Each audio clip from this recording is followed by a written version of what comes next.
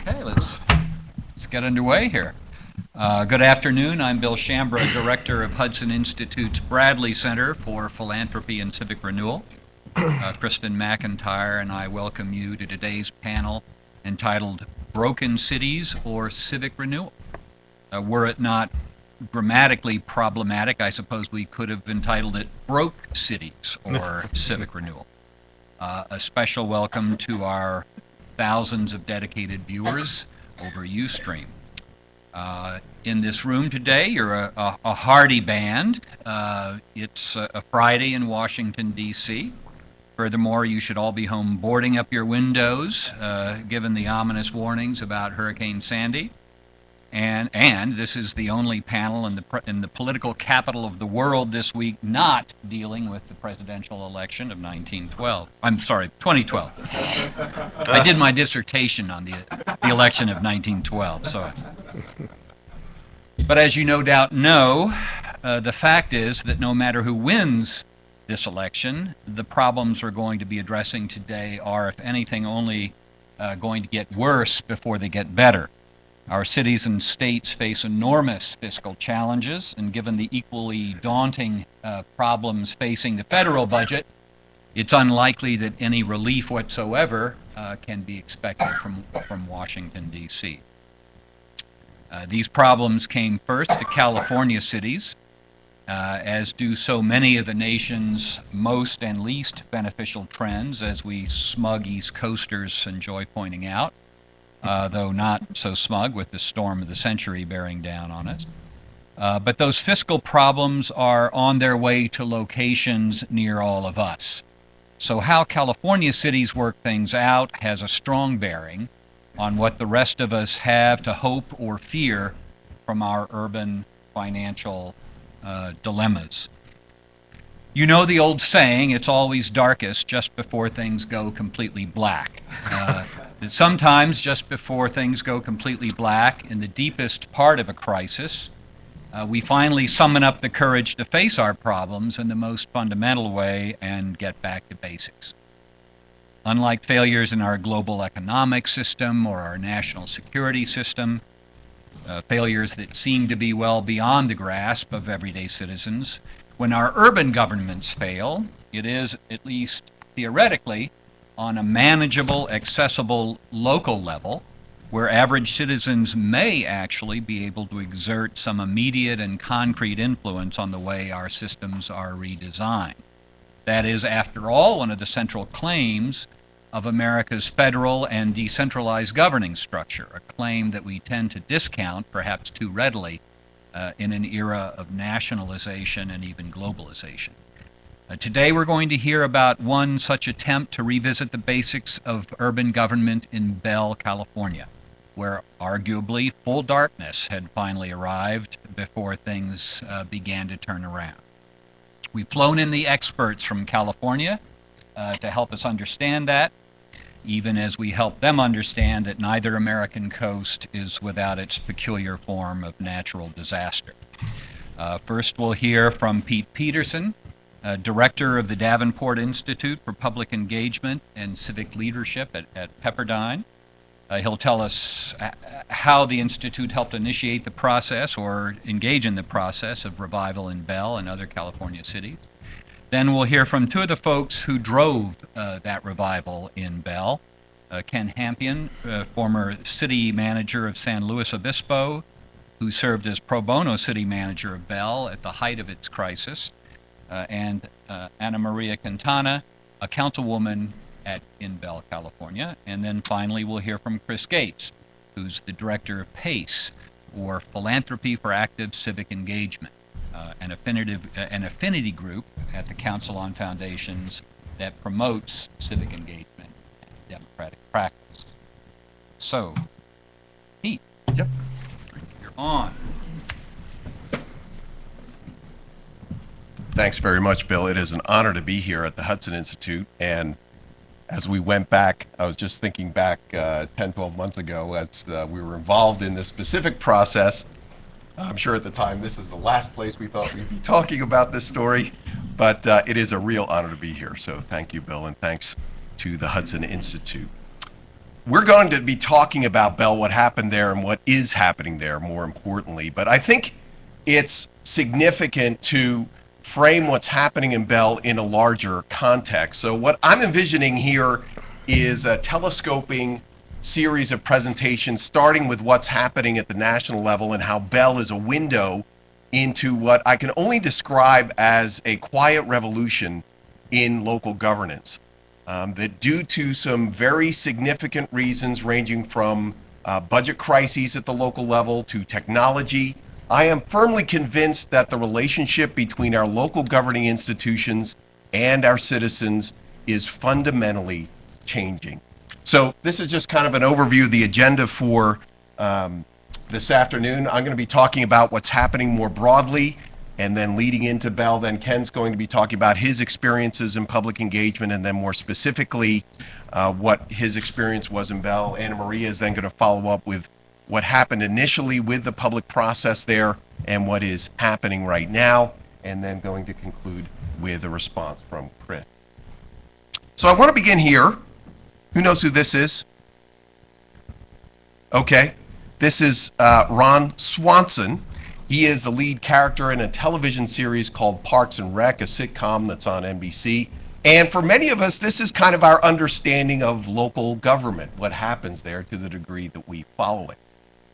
It's a very funny show, kind of a guilty pleasure for those of us who work in and with local government officials, but it's also a bittersweet one because there are many television shows, many parts of the series that are painfully true.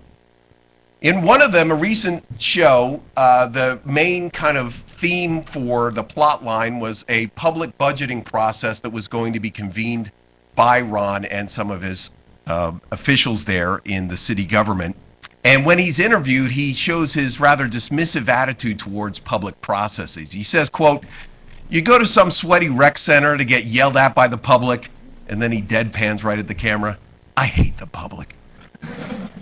Now, this is unfortunately an all too common attitude, not just by our elected officials and administrative staff that are based here in different places in Washington, D.C., but as you go through state governments and even local governments. But what we're going to be talking about for the rest of the afternoon is the idea that this is very slowly but fundamentally changing. Now, the work I do at the Davenport Institute is consulting with and training public sector officials in how to lead what we describe as legitimate public processes. These can be on budgets, planning, land use, public safety. I've worked on a whole bunch of them.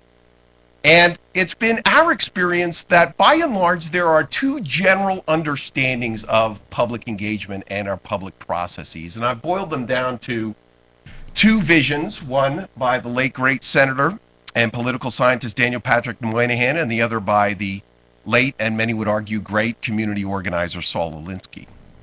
The first is what I call the institutional control model, and I think it's best defined by Moynihan. Moynihan said once that public engagement is a process by which a public sector official engages a private sector citizen to do what the public sector official wants. Right? It's this understanding that we're going to bring the public together and basically tell them where we're going to go. It's beginning with the end in mind. And this is still a very prevalent, common understanding of what public engagement means to a lot of our public sector officials. The other side of this was defined, I think, best by Alinsky. Alinsky said once, "If your army is large enough, parade them in front of the enemy." That's City Hall, folks. "Parade them in front of the enemy to demonstrate your power. And if your army is not large enough, make sure you bring lots of pots and pans." It's this understanding of public engagement or public processes which starts with this very confrontational attitude, even though it may go by the very innocuous name of grassroots or community-based organizing. There still are significant questions about representation, and there certainly are significant questions about collaboration and the possibility of coming to common sense solutions when there's that level of confrontation that's brought. But I want to argue today that there is a quiet revolution in how local governments particularly, and I'm hoping this is a trickle-up scenario, how local government officials are engaging with their residents. Now, I'm going to break the number one rule of PowerPoint and give you a text-saturated slide. But I think it's important as it demonstrates what a growing number of public sector officials, how they view both their job and the importance of engaging their residents. This is a quote from Dave Knapp, friend of mine, former city manager of Cupertino. Now he has the same job in Highland Park, Illinois. And he said this in a really interesting study conducted by Dr. Barnett Pierce entitled Aligning the Work of Government. And Dave said this: after 30 years in local government, this was his quotation, it used to be that if you did something, you had to tell the public about it. And then it became if you are planning to do something, you have to tell them about it. And then it became if you are planning to do something, you have to offer them an opportunity to come in and say what they want to say. You don't have to do anything about it, but you have to give them the opportunity to come in and have input. The model now is when you have an issue, you are better off to have the community weigh in on the definition of the problem, the possible solutions of the problem, and to actually affect the outcome of the decisions process. And what we're seeing around California, again, very much related to the fiscal crisis, but also to the capacities of technology to organize citizens, is that local leaders in local governments are getting out ahead of these issues to engage their residents in making some very tough decisions. So I want to follow through with a couple more evidence points to support my thesis that there's a revolution going on. This is a list of the 3 major municipal government and academic policy conferences this year. First, the 2012 National League of Cities Conference, which is coming up in Boston. A third of the leadership training courses in the conference relate in some way to public engagement. The 2012 International City Management Conference, I was leading a training session there actually in Phoenix a couple of weeks ago. There was an entire track of programming in engaging citizens, and 1/3 of the university workshops, which are the workshops in the couple days leading up to the conference itself, were related to public engagement. Finally, the 2012 ASPA conference, which is the American Society for Public Administration.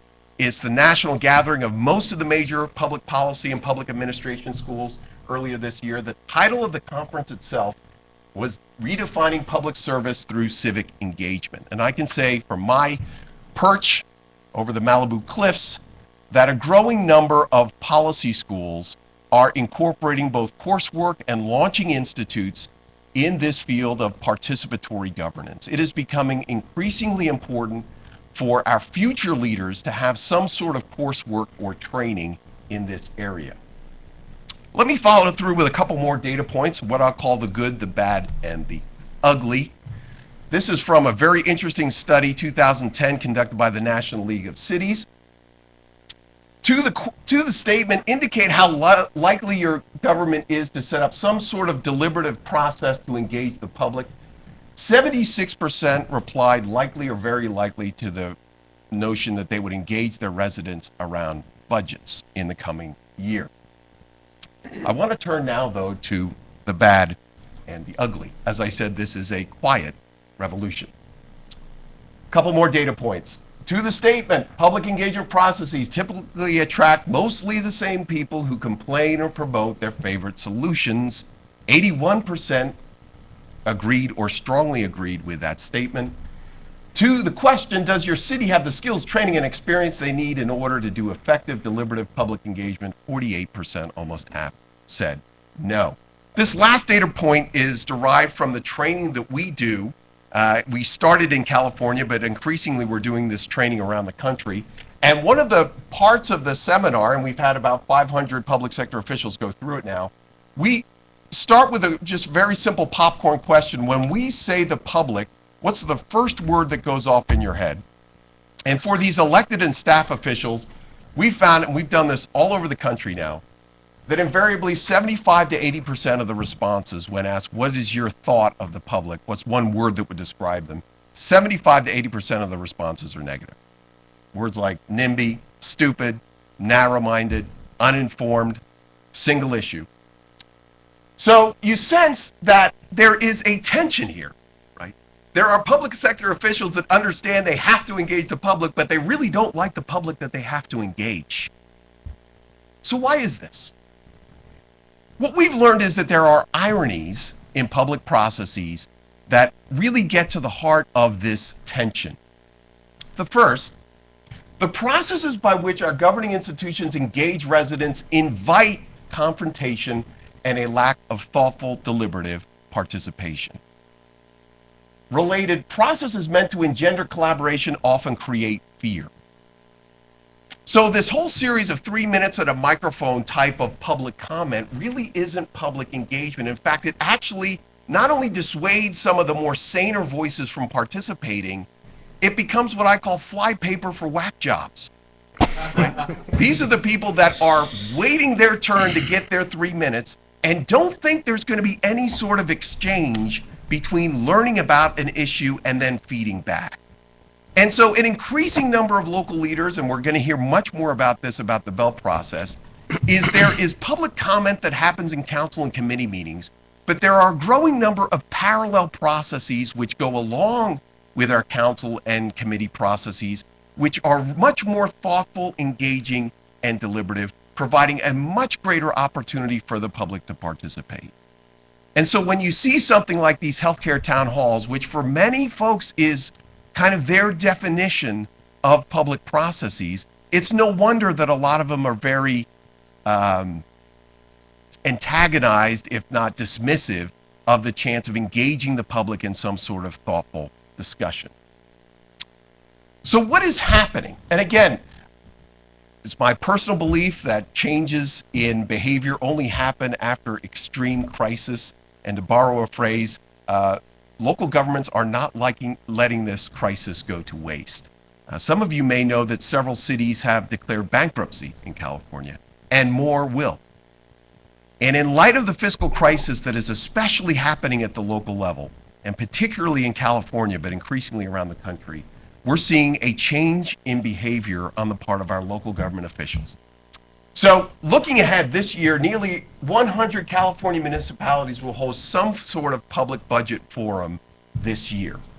And a related point, dozens will use the increasing number of online platforms to engage their residents. I think one of the really interesting things that's happening in this world of public engagement is the use of a growing number of online platforms by municipalities to engage their residents on important local issues. And while several years ago they were very kind of rudimentary, very maybe simplistic survey monkey type tools, that has really changed over the last couple of years and will only increase in their capacities in the coming years. And even struggling cities like Vallejo, which is a city that in California in the Bay Area, which has recently declared bankruptcy, they are engaging their residents. I'm actually consulting on this project with the city council there, are engaging their residents in making these very tough decisions. So what are the benefits of public budgeting? And I'm just going to close. This is my last slide. But these are some of the lessons that we've learned in consulting on dozens of public processes around California. The first is what I call the X-Files of public engagement. Some of you remember that Fox television show. There was a tagline that the show had, which was that the truth is out there. And if there's anything that many of our public policy and public administration schools teach, is the truth is not out there. The truth is in here. The truth is in City Hall. We have the experts, and the great unwashed just needs to listen to our great ideas. But when forced to make very tough decisions, and again, this is particularly at the local level, I have been a part of some amazing public processes by which experts that didn't work for City Hall, experts in the impact of local decisions, experts in their subject matter areas. We recently did a process around water policy in Northern California in which 2 environmental scientists who did not work for the water department showed up to one of these public processes and offered ideas that the water district and all their experts had never thought of before. And so one of the points that we get across in our training is not all the financial experts in your city work for City Hall. Not all the planners in your city work for City Hall. Not all the architects in your city work for City Hall. But through an inviting public process where people are allowed to discuss with one another and deliberate, you can find some really creative solutions to public problems. The second is just flat out cover. In a lot of the issues that we engage local governments on, I'll be sitting across the table from a mayor or a city manager and almost kind of sheepishly when I ask them, well, why do you want to engage your residents on this budget issue? They'll say, well, we need to get cover on this because this is a really serious problem, and I'm not sure if the residents understand how bad things are going to get. Now, the quest for cover can be the beginning of a great public process or a complete disaster, and I've seen both. But there's absolutely nothing wrong with starting from a point that says we have some very significant problems here, and we're really going to have to bring the public in rather than kind of top down deliver our solutions to the public. The third, and this certainly happened in Bell, it happens in many of the public processes that we consult on, is it shows the public that it's not easy, right? We consulted on a public process in the Central Coast around a budget in which the city had a $20 million budget gap on a $100 million general fund. And in the 3 days before the first budget workshop that I helped facilitate, the news hit the front page of the newspaper that the city had just hired a police chief for $250,000 a year. Now, I'm not going to get into all those details, but suffice it to say, it wasn't an outlier in what was demanded of that police chief for that city. But when we held the first budget workshop, at least a third of the 120 or 130 or so participants showed up, and guess what they thought the answer to the budget deficit was? We paid too much darn money for that police chief. Well, when you show that this is $250,000 against a $20 million gap, we say, okay, well, let's pay him half. We're still $19.9 million away from solving this problem here. All of a sudden, you're having a much different conversation. And unfortunately, a lot of our 3 minute at a microphone, single issue, informing of the folks here on a dais kind of processes really don't get at the hard trade-offs that our local governments are having to make. And it's a new appreciation that only comes from a more deliberative process. Fourth, from Parks and Rec to community, to borrow two NBC sitcoms, it never ceases to amaze me how many of these well-facilitated public processes invite people that live in the same community but never knew each other before doing this. And they may come from very different perspectives, but are all concerned with the future of their city or county. And I've seen time and time again new relationships built through an effective public process, which again, the 3 minutes at a microphone, you're just never going to get that. And finally, and this is very pertinent to the rest of the discussion here this afternoon, a well-done public process and a municipality which shows itself to be desirous of the feedback from the public, willing to be transparent about the problems that it faces, is a way of actually changing the identity of a municipality. And increasingly more cities are having to see themselves, which have always seen themselves as we're the experts, everything's fine here, nothing to see here behind the curtain, that when you bump into these very significant fiscal challenges, the importance of having to engage your residents actually changes the identity of the city. And that is what's happening here in Bell. So I want to turn it over to Ken Hampion to talk a little bit further about it.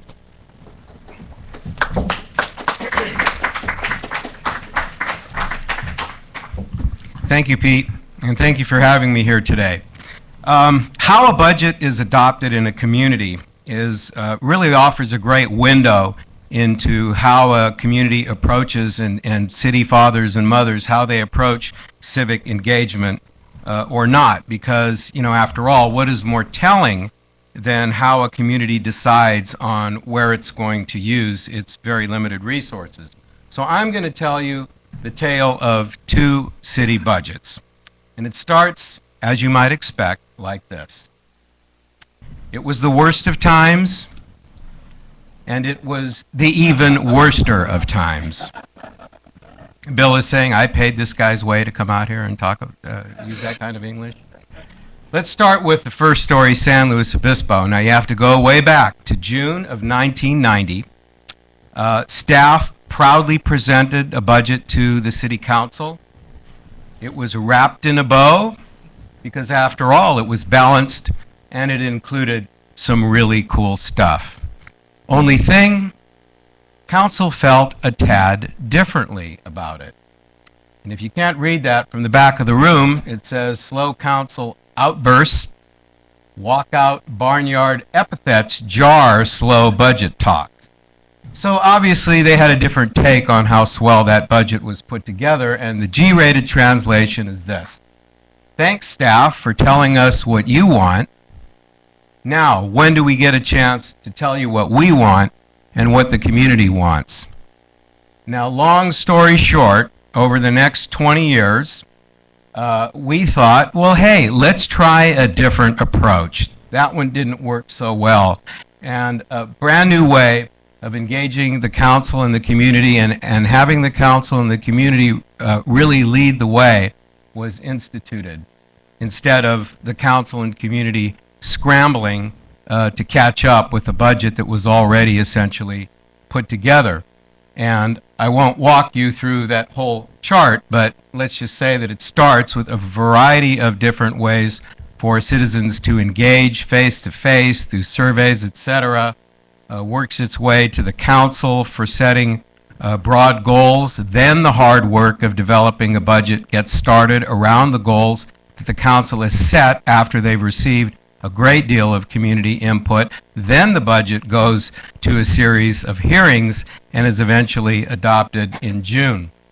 So what were the outcomes of this new approach? Well, there was noticeable improvement. San Luis Obispo, I'm happy to say, is nationally recognized for its approach to citizen engagement and budget development, a process that evolved over a long period of time, but really started with our community leaders rebelling at the old notion of staff knows best, or like Pete said, you know, we have the expertise. And out of this process truly came some of the city's best decisions, best initiatives, best projects, some of the things that we're most proud of, initiated by citizens. And by the way, the other thing is San Luis Obispo has been declared the happiest place on earth, and I know this to be a fact because it was on Oprah. And in fact, she even sent ace investigative reporter to the city, Jenny McCarthy, to confirm this with some of our firefighters. And you could see that they are very happy. Now let me shift to another city, the second story, the story of the city of Bell's budget. Not the happiest place in the world when I arrived there in July of 2011. So these are some headlines that were in various newspapers, including the LA Times, right around this time frame of July 22nd. The story is that on July 15th, 2011, a recruitment deadline for an interim city manager in Bell closed, and the applications were counted up, and there were exactly 0. So the Bell brand at that time was definitely in trouble.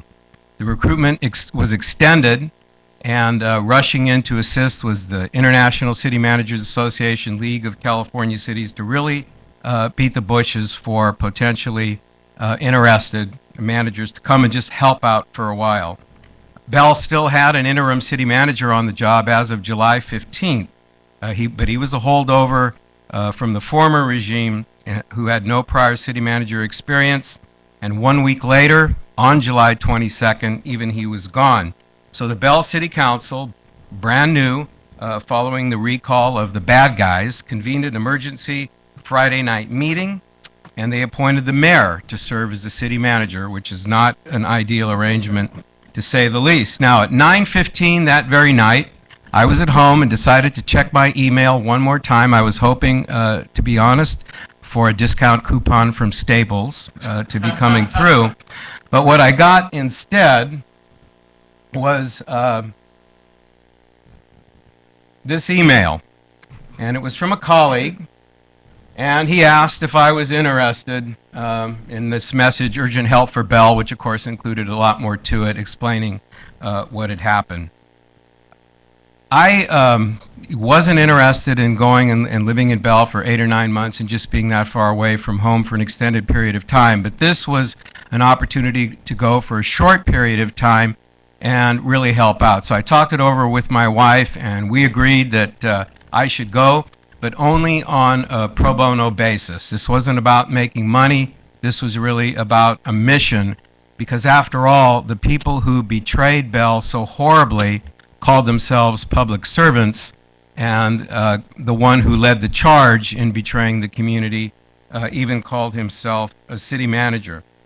So over the course of the weekend, I had conversations with the mayor and city attorney, and they invited me to go interview at the city council the following Wednesday, July 27th. So I packed up the car and told my wife that I'll see you in 9 days or 9 hours, depending upon how the interview goes, and off I went.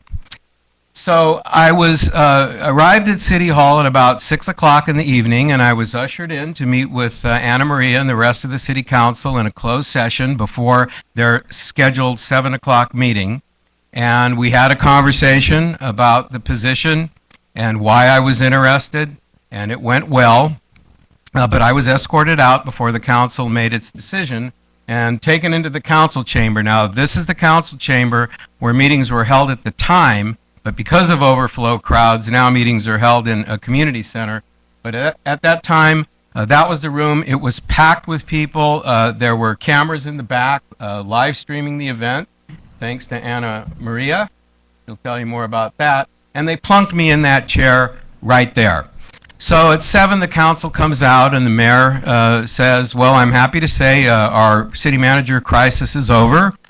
We have found an interim city manager, and his name is Ken Hampion, and he went on, to describe my resume and all the wonderful things I had done. The audience was kind of looking over like, yeah, well, whatever, we don't care about this guy from the happiest place on earth. And then the mayor said, and he's going to be working for us pro bono. That means free. And the audience erupted into thunderous applause. And I enjoyed a great relationship with the Bell community for the rest of the time that I was there.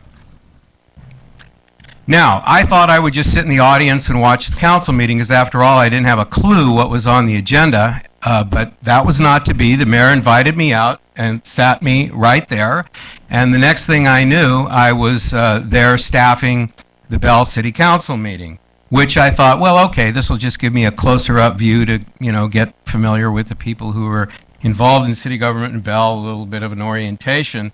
But I ended up getting deeply involved in that meeting, because what unfolded was an outrageous budget tale that kind of went like this.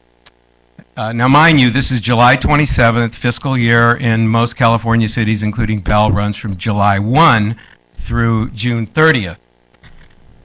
What I learned is that work was not started on the budget that was before the council that evening, really until June 28th, 2 days before the end of the fiscal year. That's when the previous interim manager hired a consultant to put the budget together. There was really no community council employee involvement at all in what was put together. The budget became available on July 22nd. That's 3 weeks into the fiscal year. That's 8 weeks later than the Bell Charter says the budget should be available. No one had really any time to review it, and it was an analytic disaster. It was very hard to make heads or tails of anything that was in that budget. So, what to do? Long story short, the council thought about trying to start over with that particular budget and engaging the community, but we agreed the wisest thing to do was just to euthanize that budget. It was absolutely hopeless, and do it right the next time. So we adopted kind of a bridge budget, status quo budget a couple weeks later, but with an absolute commitment to doing it right the next time. And at this point, I'll turn it over to Anna Maria to tell you about the next time.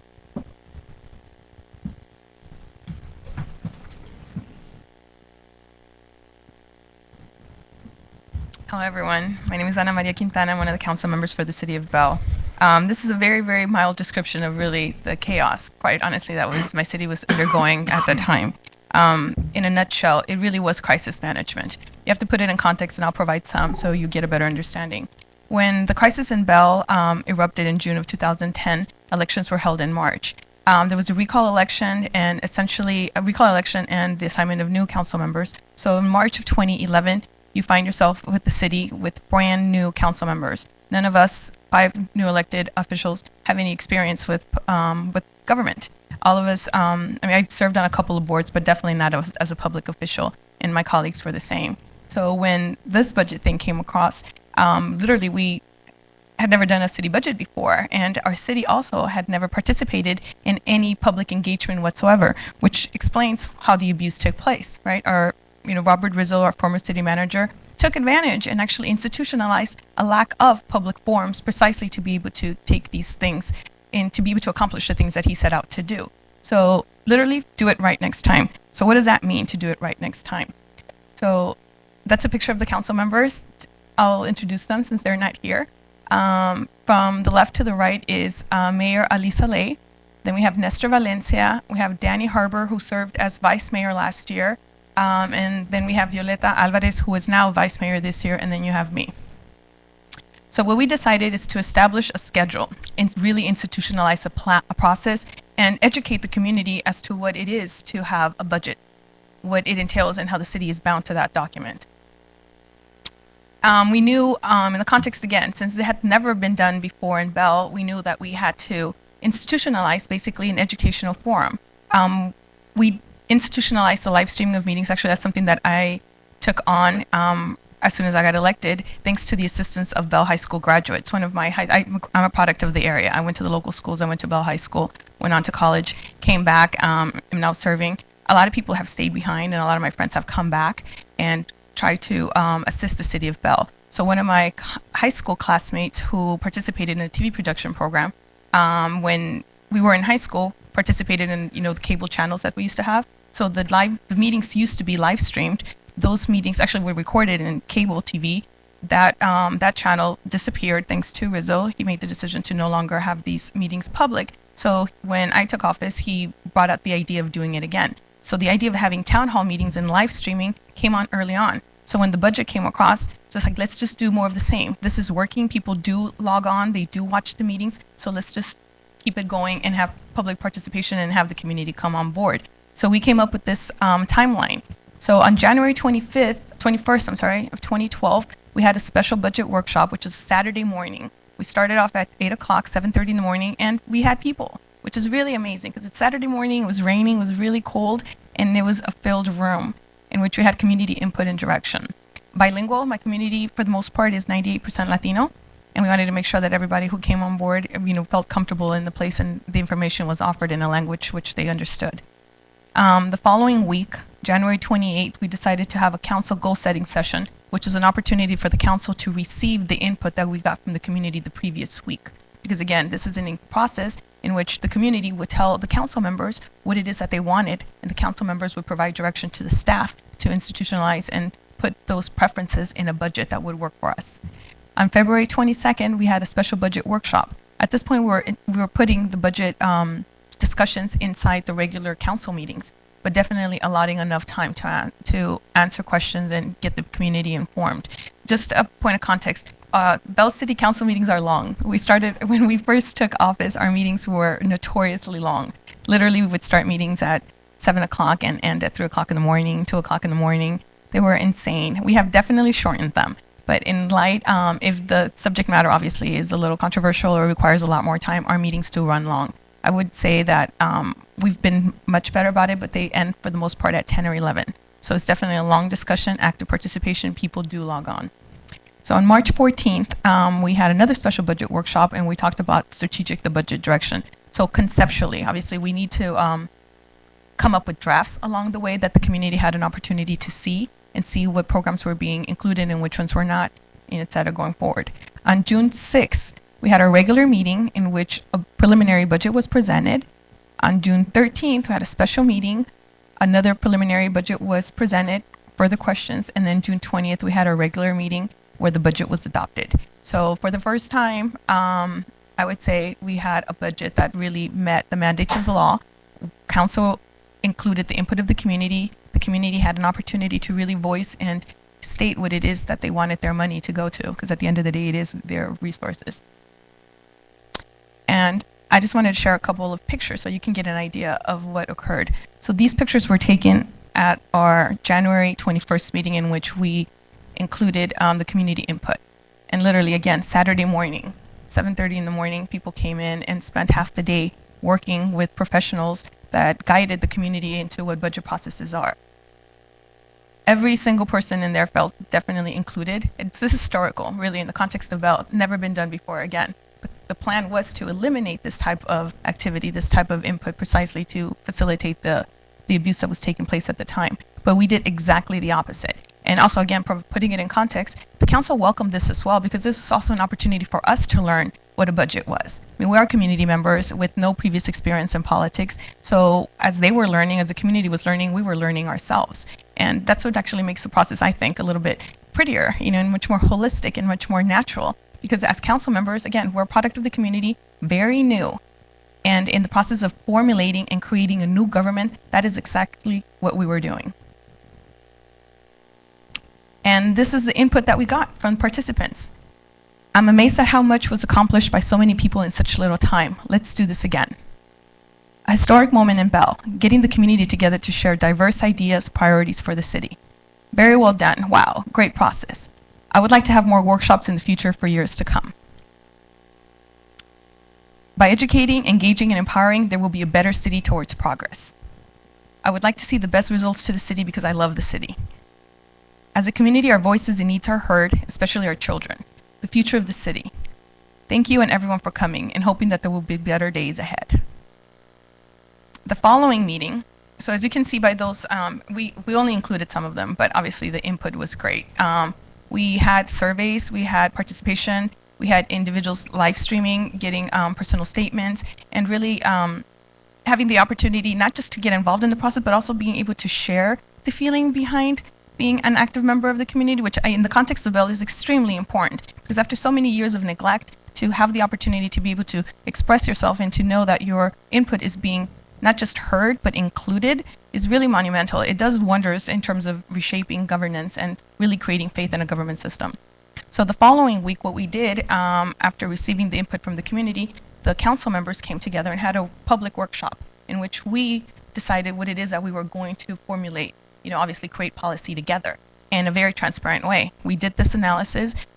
Besides Brown Act violations and whatnot, we obviously these discussions need to take place in public, but the same amount of people showed up the next Saturday, which is really impressive because, again, it was a process that people, once involved, wanted to continue to the end. And I think that's magical. It really is. To include someone off at the start and have them continue to the very end really kind of puts the ribbon at the end of it's a present, right? It's a present, and it does sense completion and start.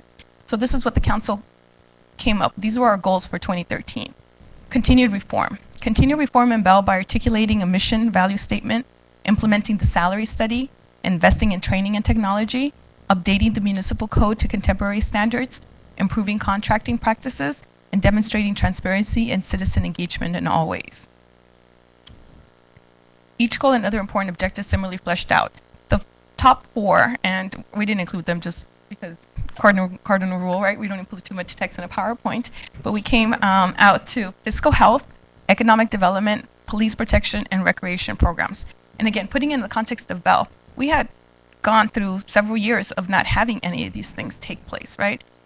One of the surprises that I came out with when we first took office is we found out that the city of Bell had 7 outstanding bond measures. For a city of our size, we are approximately 2.5 square miles, 40,000 people. We had incredible debt, and we didn't know that coming in. So it wasn't until obviously a year later that we realized, we're in really big trouble here. So obviously fiscal health comes into place there. Economic development, the same thing. With so many outstanding bond measures, definitely resources were coming into the city, used for the wrong reasons, but essentially we don't have an economic development plan. So we need to increase tax revenue and bring those resources to the community. So obviously that became a major focus for the goal and the community. Police protection, same thing. Small community, we have our own police department. The community really likes the police department, and we're going to continue providing those services. Recreational programs. Our community is very young. I don't know the figures off my top of my head, but approximately 50% of the people are under the age of 25. So it's very young, immigrant community, and recreation programs are obviously essential to the services that the city provides. Other council goals: community appearance, a stronger community, having special events, property maintenance, code compliance. And our last 2 items that we want to address, but obviously if the resources are available, we're not making a priority, which is addressing the non-vehicular transportation and park and community center maintenance. And that was our process. What we walked out of there after 6 months, literally 6 months of long sessions, because even when we were having our council meetings, the discussion around the budget definitely dominated the theme of those meetings, where we're able to walk away knowing that we had public participation throughout. Community was definitely very involved.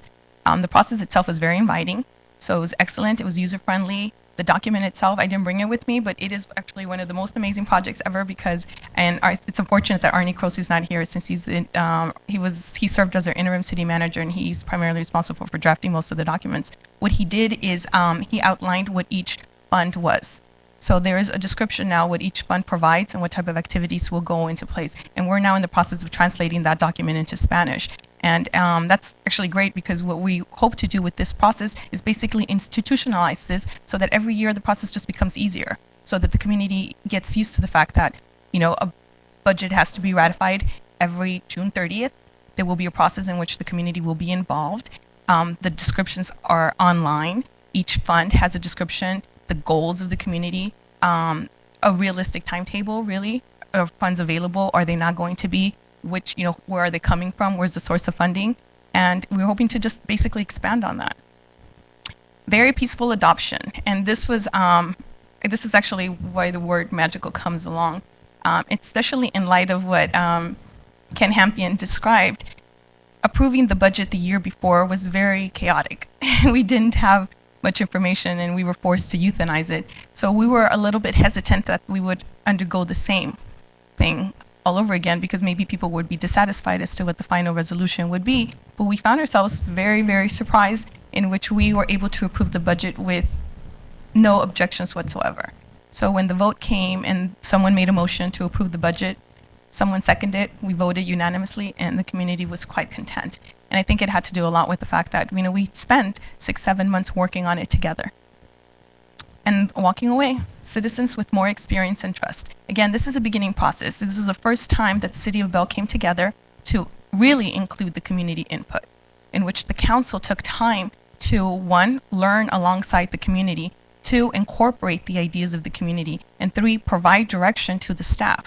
Because in the past, what had happened is that staff had taken on direction and decided what it is that they were going to spend the money on. Primarily for themselves, obviously, which was a problem in itself. But the fact that the community took the role and dictated, this is our money, this is how we're going to spend it, and this is how we're going to work together and create a budget that works for us. Here it is. So our end result is, as of now, I'll explain this one.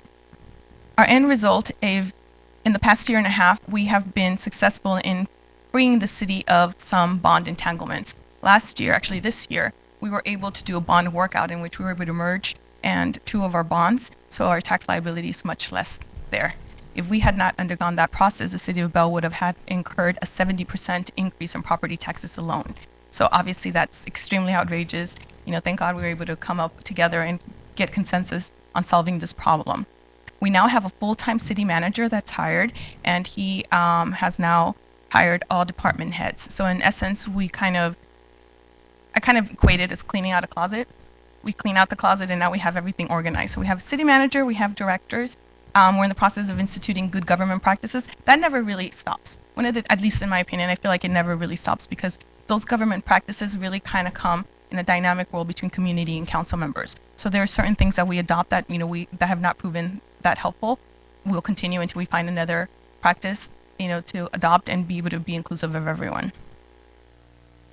And we have a little video that actually, it only takes 2 minutes. So how would I? This is an historic event for the City of Bell. This is the first time that the community has any input in this kind of discussion where they have an input with the budget. This is what we want, a good, ethical, transparent government. The city now is giving us the opportunity to be involved in the process. The contributions that the city makes to the retirement, the disabilities, and those are huge. My vision is that we would lead with the new council to a more transparent city process and local government where we could trust going forward. And if you have trust, people can work together even when they have different ideas and big problems can be solved. Having a transparent government, ethical government is what is really needed in the whole state, not only in the city of Bell.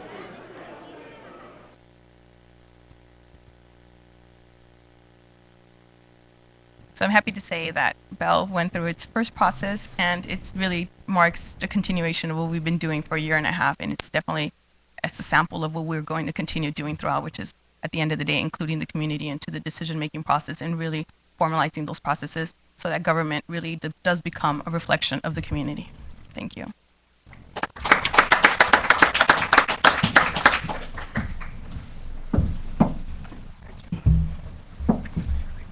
Good afternoon. Bill asked me to bookend the conversation by providing some national perspective about how communities across the country are really thinking about this issue. And so I appreciate people being here, and also I've already had some emails from folks who are watching on the live stream, so nice that there's some folks out there as well. I will tell you that Bell is certainly a unique story and a uniquely sort of disaster story. I mean, as somebody who spent a lot of time studying local government, as you read about sort of how things played out there, it's really hard to imagine a worse scenario of what's played out there. But I think it's really important for people to recognize that this conversation about reinventing how we think about the relationship that people in government have with citizens isn't just taking place in places like Bell, where there's been a huge crisis. It's actually taking place in communities all over the country, some driven by a crisis and some driven by a recognition that the earth has turned and that we need to sort of remake the social compact that exists between government and citizens and communities. And I know that we've actually got folks here from the community of Washington, D.C. here today who are thinking about that question for this community as well.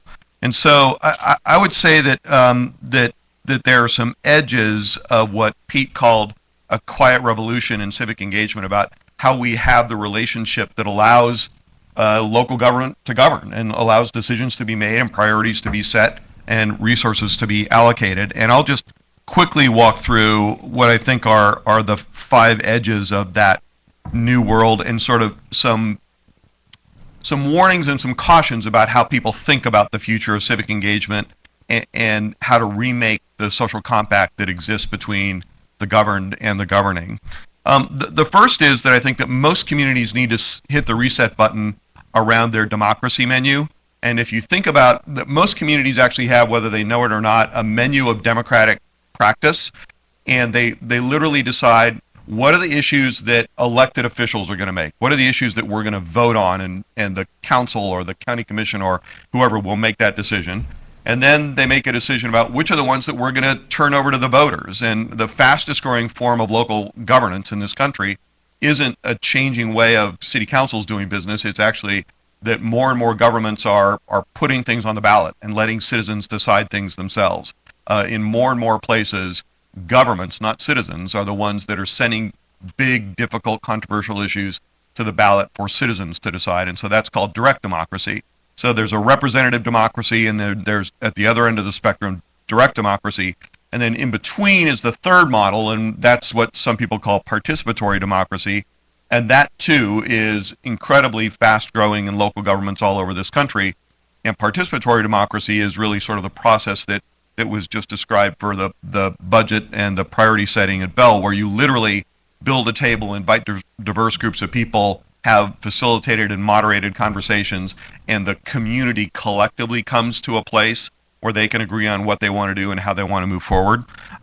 So that's the first, is that most communities really need to have a conversation about what council wants to decide for themselves, what voters should decide directly, and what people need to pull up a chair and decide together. The second is a caution about 3 big movements in this sort of civic engagement world. And if there are 3 watchwords that you hear more often than anything else, it's people talk about transparency, people talk about accountability, and people are quite happy to talk about the great merits of big data and how big data is going to free us and make the world a better place. I will tell you that more and more people are starting to recognize that transparency and accountability accompanied by big data may in fact be tools for obfuscation. They may in fact be tools to keep the truth out of the public, not in the public. When you dump data, when you make everything public, when you make everything open, it actually makes it harder for people to follow what's going on and make a difference The organization Public Agenda just released a report earlier this year that basically said that transparency and accountability movement in the field of K through 12 education was making things worse, not better. That actually parents and communities had less of a sense of what was going on through the dumping of data and the opening up of all the doors and windows. And I think that people are now starting to understand that transparency is okay and is probably a helpful thing to have.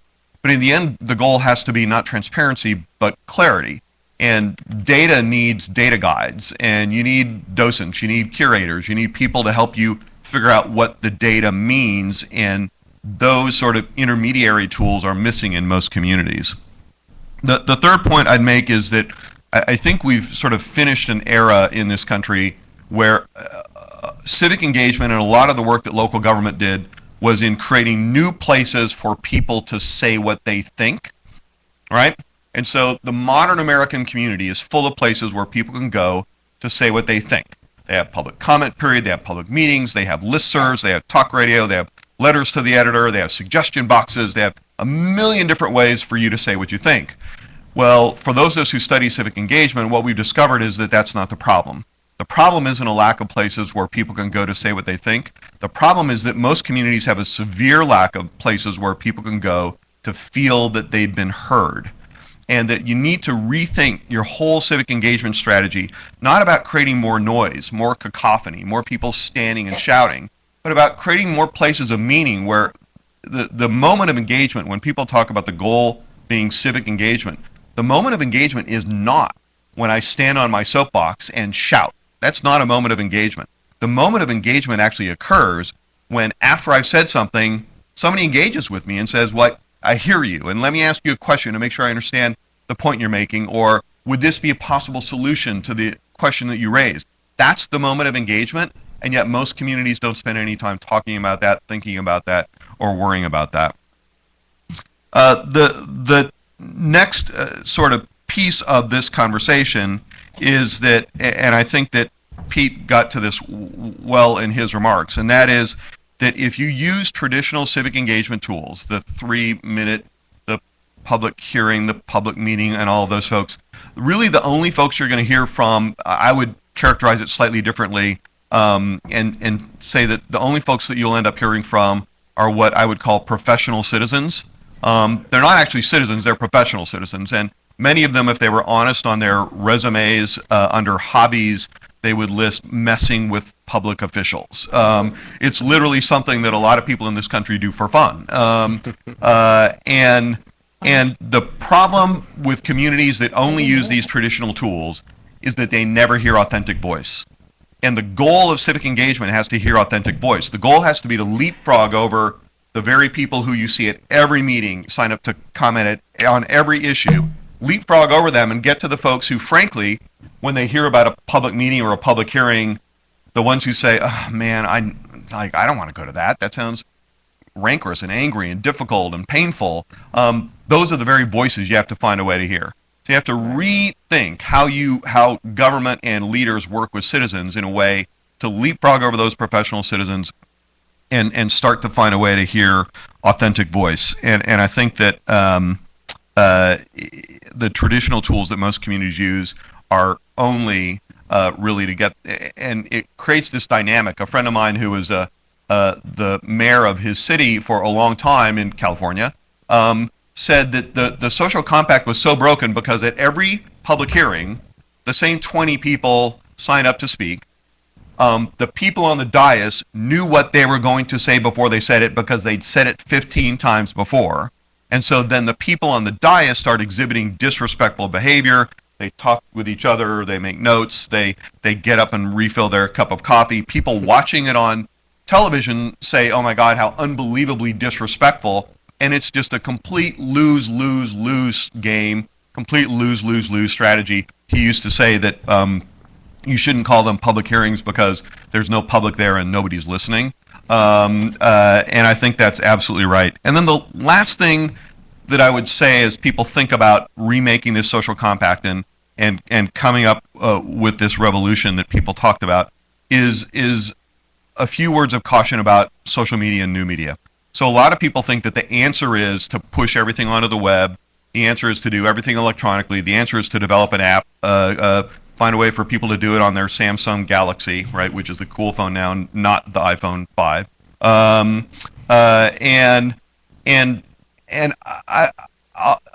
I'll relate a story of what happened when a group of us met with the young inventors of tools like Meetup, Facebook, Causes on Facebook, all of those things. And that was that as we talked about how mainstream institutions were starting to more and more use these new tools, and mainstream institution after another said, "Oh no, we get the new world. We hired a 20-year-old woman to be our web mistress." And it's like, oh, it was like painful to listen to. And at one point, one guy said, "And she wears all black," right? Which apparently made it better. My favorite moment, which is irrelevant but still cracks me up, is that the head of a very large institution was very confident about how well they use these new tools. And she said, and she used the word like it was a German word and there was an umlaut involved in it. And she literally said, "I even blog." And literally like the 24-year-olds and 25-year-olds were like, "It's just blog. It's blog. You can just say blog." And so the conversation was going like that for a while. And then finally one of them said, "I just need to cut this off and tell you a story." So in everybody's cell phone, in everybody's PDA, he said, "I'm going to let you in on a secret. We hid DNA in all the software and all the hardware, and we're going to let you know what's in there so that you guys can act appropriately." And so, of course, everybody's on the edge of their seats. But it was pretty profound. He said, what we hid in the DNA of all of these devices is the DNA of transparency and the DNA of democracy. And he said, and honestly, if you use these new tools and new devices and new apps without understanding that they are basically about transparency and democracy, you'll make things worse, not better.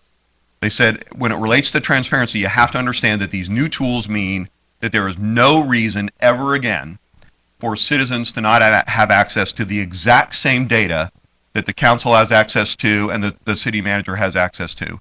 The divide that used to exist in communities was a divide around sort of data knowledge and expertise, right? That there were only certain people who could look at a budget and understand what it meant, who could analyze data, who could look at reams of numbers and information. Now we can literally download them on our cell phones and look at them in real time.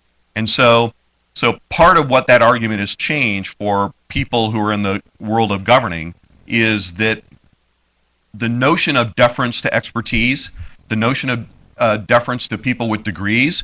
My favorite story is a friend of mine who finished #1 in the planning department. He got a planning degree from the University of Pennsylvania, one of the best planning schools in the country, and he is not a fan of this new world. And he said, "Hold it, I went into massive debt, I studied really hard, I finished #1 in my class in a highly ranked national program, and you're telling me that I have to ask people who didn't graduate from high school what they think of my projects?" And we said, "Yes, that's exactly what you have to do." And he was unbelievably depressed about it. But so the transparency thing means that we just can't presume that some people know better, that everybody has to have a seat in the game and everybody has to be able to see the same thing. And then the other piece of it is democracy. And what these new tools, when you start to use these new tools, you have to understand that they are fundamentally not informing, but empowering. And so when you use these tools, it literally means that there's no reason why you shouldn't be able to have your voice heard directly in a conversation going on in the community. And there's every tool imaginable that you could think of to use that means that citizens can now have their voices directly heard. And the notion of the deference that used to exist to an elected official, right? In the old model, in the old world of civic engagement, we would hope that the elected official would have town meetings and that she would have office hours and that her constituents could come meet with her, because the sort of the social compact that she had with her constituents was that I'm going to live my life as a citizen, you're going to study up on all that complicated stuff and make decisions on my behalf, and if I don't like the decisions you make, when your term of office comes up 4 years from now, I may not vote for you or I may run against you. Well, that's not how it works anymore, because in real time, people can have their voices heard, they can see everything that the experts see, and they don't want to give advice to the person who has a seat at the table. they want to pull up their own chair to the table and be involved in the conversation. And so I'll just finish by saying that it does feel like in this world of civic engagement and the relationship between citizens and their leaders that this country is in the middle of a huge reset moment where we're really trying to figure out what the new world will look like. And I think that as I talk to local elected officials and people at all levels all over the country, that there's a common understanding that the old world is dead, right? There's nobody who defends the old world, that a small group of elites can make decisions on behalf of entire communities or states. Nobody believes that anymore. Nobody buys that anymore. But what we haven't figured out is what does the new world look like? What is the new place going to be? What are the new standard operating procedures for communities and for governing going to look like? And I literally think that the experience of Bell and what's going on in California, the amazing innovation that's happening all over California, a lot with Pete's help and assistance, is part of that bigger national conversation. And I'll stop there. Thank you very much.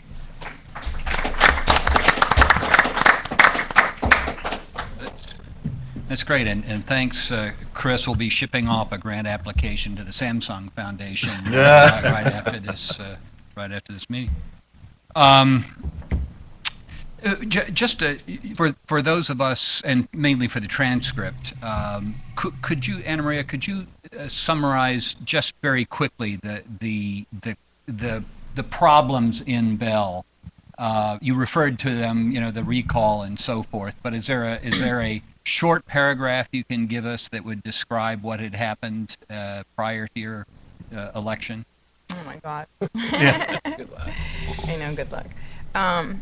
Or anyone else, but Ken probably wants to, maybe consult for cities in the future, so he can't say anything insulting about cities. But well, actually, I think we could both answer that question, and okay. I think he can provide probably information as to what was lacking or the problems within City Hall, and I can tell you a little bit of the community lack or problems that existed within the community.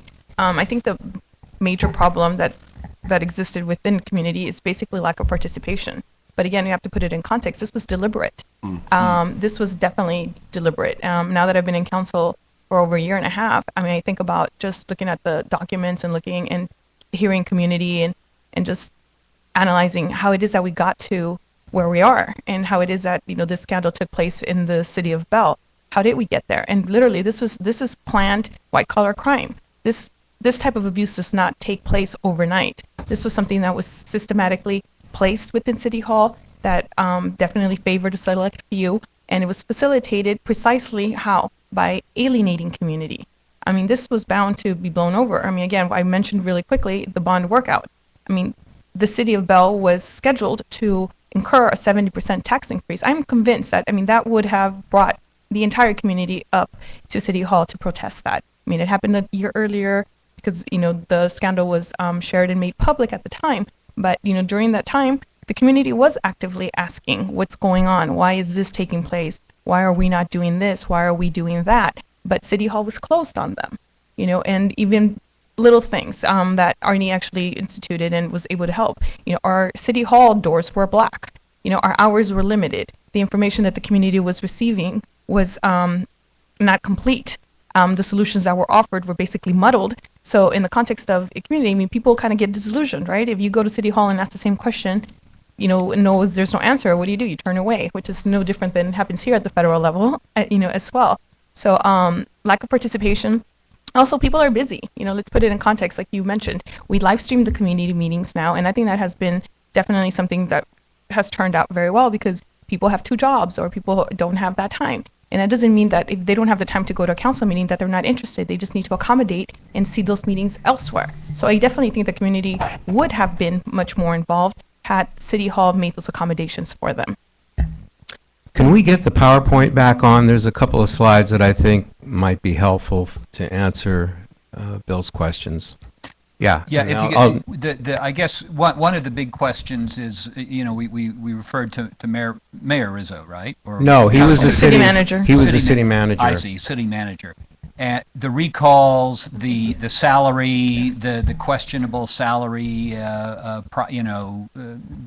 all that business that was, and as Pete mentioned before we began, those were the things, of course, that were in the paper. right? The most Right. outrageous Right. examples of salary abuse and so forth by the city council. Yeah, actually, first of all, let me say, I was in Bell for about a month, and one of my primary missions was to help the city council find a longer-term interim city manager, which they did, Arnie Croce, who did all the heavy lifting over the next 8 or 9 months working with the council, did an absolutely great job. But even in my brief time there, it was a very intense experience, and when I went home, I was asked to speak to a variety of community groups about, what had happened in Bell. Now, when people think of the Bell scandal, the first thing that comes to mind is the outrageous compensation where a city manager total pay and benefits was over $1 million, police chief $500,000, assistant city manager, outrageous pay, leave accruals, all kinds of stuff. But on my list of the top 10 bad things that happened to Bell, I actually ranked the outrageous compensation 10th and felt that there were 9 other things that were even worse. As the LA District Attorney described it, it was corruption on steroids. The reason the compensation was 10th on my list is, when you think about it, fixing egregious compensation for a manager can happen pretty fast. I mean, you could do that relatively overnight. The other 9 problems were much more difficult, and there's been a lot of progress made, but there's more to go. What I'd like to talk about just briefly here is, and I think Anna Maria has referred to this already, what were the lessons learned? How could corruption at that level go on for so long and not be noticed by anyone? Well, first of all, people not paying attention, a distracted citizenry, deliberately distracted in some ways by City Hall to focus on the wrong things, and a distracted media. The LA Times didn't give one hoot about the city of Bell before they stumbled upon the scandal, and they literally stumbled upon the issue of the city manager's compensation, which was a string that unraveled the whole thing. So there wasn't that kind of oversight and accountability. Systems of oversight and accountability missing, budget processes that truly engage citizens, audits that were performed and then discussed publicly, just progress reports on goals. None of that existed in the city of Bell. Policies and other written rules were virtually non-existent. On about day 3 into my time there, an employee came in and said, we have this problem with an employee in a certain division. They're calling in sick all the time, and sometimes they don't even call. They just don't show up, and then they come in a day later and say that I was sick. At what point should we get a doctor's verification? And I asked, well, what does our HR policy say about that? Well, we don't have an HR policy. Purchasing and bid policies were either non-existent or buried. The things that are just the normal accoutrements of organizational life in your worlds and my world previously didn't exist in Bell. Isolationist mentality. There was a very deliberate effort by the city leaders, the city manager in particular, to isolate the organization and to keep people out. There wasn't any money in training budgets other than the police department because it was reimbursed by the state, but other employees were strongly discouraged or not allowed to go to even regional workshops. So very isolated situation in advocacy groups, nonprofits, Rotary, an active chamber of commerce. These things had all withered away over the years and didn't exist. So, how do you avoid the slippery slope? Well, it's the flip side of those things. Transparency, accountability, oversight, institutionalized and embraced. And make no mistake, transparency is hard. Because when issues get out there, and sometimes they're not understood very well, there can be controversy and misunderstanding. It's not easy in the short term, but long term, it's the thing that helps create trust, which is really the glue. policies and being in place, active advocacy groups, people demanding a say and being engaged with others. And when you look at these things, these are the things that often make it really, really hard to work in the public sector, to be in the arena. It's not easy, but they're the very things that protect communities and government agencies at all levels, really, from going over to the dark side. So the name of the game isn't to resent this environment, as Chris described, one person resenting it, but really to be the best that you can be at working in an environment of transparency. Great, thank you. Yeah, good. Let me pick a point from Chris's presentation and see how you all respond to it. And to some degree, you had, Pete had sort of gotten to this with his slide about Ron Swanson. Parks and Recreation happens to be the Bradley Center's favorite television program. And of course, Ron Swanson is deeply skeptical about the public and town meetings because he's a libertarian. I mean, he is the libertarian. However, right, even Leslie Snope, who's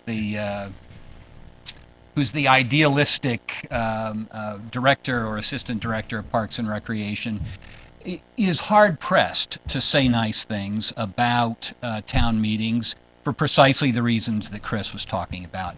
The same 15 people show up at every meeting. We know that Mrs. Smith will be raising her argument about no organic foods in the high school, on the high school menu. So-and-so will raise the usual problem about fluoridation in the water, and we will work our way through those 15 yet again, and that way. So you've described today a process that's that even Leslie would be pleased with, would be thrilled with, and how do you answer this? I mean, how do you counteract this problem of the professional citizen, I guess, is what I'm asking. Well, I'll elaborate on that, and something that has proven very helpful. Again, my community is very young. So one of the things that we've done is we've modernized ourselves. At least, speaking personally in my own capacity, I have a website, anamariaquintana.com, that has become a resource tool. So there's little things that you can do that actually go a long way, that go past the professional citizenship. That it's a new term. I'm new to politics, so I didn't really think about labeling them that way. But for example, my website, I live stream, I record every single council meeting. We hold town halls regularly. People do communicate. And it's like, again, the exchanging you mentioned before, the communication that exists between the community and the council members. So for example, even my business card, when people do approach you with problems and questions and whatnot, the immediate response is, here's the number in the back. Call this number. Find a solution on your own. If you don't have a solution, then you call me at this number and tell me what it is that you failed or succeeded, so that I can communicate to the rest of the community what it is that needs to be solved. And it's surprising, but this little card works so well, because what happens is that the community member takes the matter into his or her own hands and solves the problem for himself. And they're quick to share it. And that, for me, it's a dialogue that really does kind of trickle down to other solutions. So for example, media, video clips, email, office hours, creating that space in which the community member realizes that the council member is another community member. And I think as I'm younger and I'm very actively involved with the Bell High School community, and the students obviously gravitate towards me because I guess I'm young, they're essentially their parents also as well. So there's a trust that's developed through the children, through their students, and then the parents come along. And that actually I find has found that it's proven really, really, really well. Can I add Sure, one thing? please, yeah. We can't complain about only the usual suspects showing up and doing their thing when we open it up for public involvement if we keep providing the same old tired processes. We have to redesign the processes along the lines of the kinds of processes that the Davenport Institute is encouraging, where you manage the conversations. And Pete, I don't know if you want to talk more about that, but that's really, you can't do it the same old way and expect a different result. Well, I would just say, maybe using an example, we recently consulted on a project with a municipality that borders Malibu, city of about 40,000 people, and they had the rather, what I would call, sexy problem of a septic ordinance.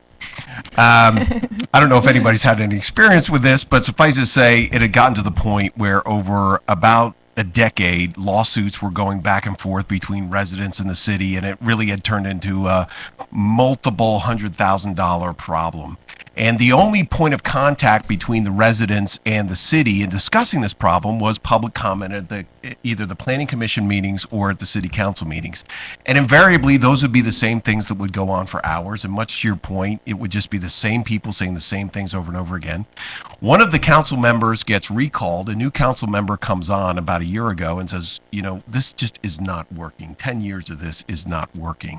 So why don't we just try a different kind of meeting that's running actually parallel to our regular council and committee meetings. So we were brought in, contracted by the city to facilitate a meeting that instead of 3 minutes at a microphone, residents were given some information up front about the different policy options. Then they were actually invited to discuss one to another around tables of 8 to 10 people with report outs, and we used keypad polling, whatever. Anyway, they prioritized about 6 or 8 different reforms to this particular ordinance. I presented that report to a following council meeting. There was about 20 minutes of public comment at that meeting, and it was the first time in years that a council meeting that involved that issue on the agenda did not go for longer than 3 hours. And so the idea was to understand our council and committee meetings really as the community's building business meeting, but that there are parallel processes that can be run that actually inform our elected officials and staff in a way that if we can get away from that 3 minutes at a microphone, it becomes actually a much more efficient use of time when you get to the actual decision-making process. Good. Let me, before we go to Q&A, one more question.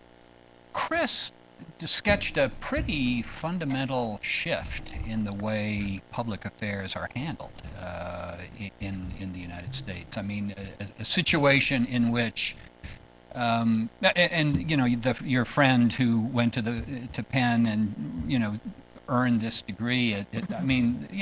We've all been to, not we haven't been to Penn, but we've been to schools and we've gotten these degrees. And is it your impression, Pete and Ken and Anna Maria, are we in fact on the verge of a new era in which we have to redefine that relationship between citizenship and expertise? I mean, are we really at that place that Chris is defining, or is this something that Chris has come up with because he spends too much time working in the philanthropy world and they come up with all these crazy ideas that the rest of us have to listen to because they have all the money? No. Well, I'll just say I do completely buy the fact that we are witnessing a fundamental change in the way that citizens interact with at least their local governments. I mentioned the brief story before. We convened a conference at Pepperdine a little over a year ago in which we had the director of city planning for Los Angeles get up and talk about the role of the public in making some of these decisions. And she said, we always, and this is from the planning department's perspective, I just don't want to harsh on planners. I think you could extrapolate this across a bunch of different government offices. But she said, we always put the people out in front of the public that are the least prepared to be there. And what she meant by that was not that her planners didn't have a real awareness and expertise in things like building heights and setbacks and different areas of zoning code, but that when they convened what was ostensibly called a public meeting around that issue, they were incapable of facilitating a conversation where people might have some better ideas or at least have a better awareness of the impact of some of these policies, what they meant more locally, kind of a local wisdom. But at the same time, there were people that were, again, planners and architects from the community that might show up to something like this. And unless you were prepared to actually take something in as opposed to go on a monologue about this is what we're going to do, folks, just wanted to let you know, it is a completely different orientation. But as I mentioned before, definitely what we're seeing in policy schools and increasingly at some of these local government conferences is a real wrestling around this new type of, or this new, what we call a leadership skill. Yeah, Chris, do you want to take a shot at me personally? Well, no. Look forward to that grant application. Well, my only fear is that I understated the size of the ship. I actually think it's a 100-year shift. I think it's as big as it's bigger than any shift that anyone in this room has experienced in their lifetime. The last big reset in civic and democratic practice in this country was from 1890 to 1920. And it was during a time when the United States shifted from being that country and became that country. We went from being an agrarian country to a manufacturing country. We went from being a rural country to an urban country. And the leaders of this nation at the time recognized that all of the civic norms that had been in place until that time didn't work in this new world. We literally went from being one people to another people. And so during this 30-year burst of civic reinvention and innovation, we created the good government movement. We created the field of public administration. We fundamentally reformed politics. Campaigns and politics are run the way they were set by reformers 100 years ago. And we created the nonprofit sector out of whole cloth. It didn't exist before this time. A lot of us think that 100 years later, that we're in the same cycle, that we now no longer make anything. We're not a manufacturing country. We're an economy driven by service and data and technology.